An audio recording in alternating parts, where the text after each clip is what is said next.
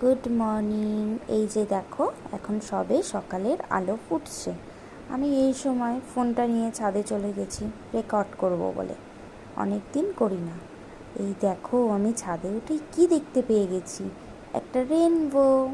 খুব সুন্দর লাগছে। তারপরে দেখি আমার লক্ষ্মী জবা গাছটায় ছোটো ছোটো কুড়ি এসছে।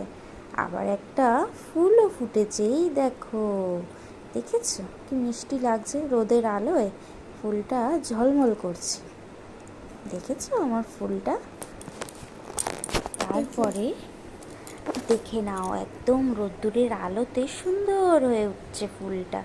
এবার আমি একটু হাতের মধ্যে নিয়েও একটু স্টাইল করে নিলাম।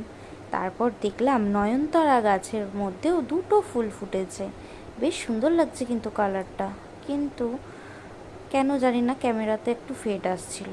তারপর আমি তুলে নিলাম ছাদ বাগান থেকে ফ্রেশ ফ্রেশ কুলেখাড়া তোলার পর দেখেছো আমার ছাদ বাগানে আমি বলতে পারো চাষ করেছি, যেটা শরীরের পক্ষে খুব ভালো। আমি মাঝে মধ্যেই তুলে আনি, যখনই ছাদে যাই কুলেখাড়া আমি তুলে আনি। হ্যাঁ, দেখবে কুলেখাড়াটাও আমি তোমাদের দেখাচ্ছি। এই দেখো, রৌদ্রের আলোতে সব চিকচিক চিকচিক করছে।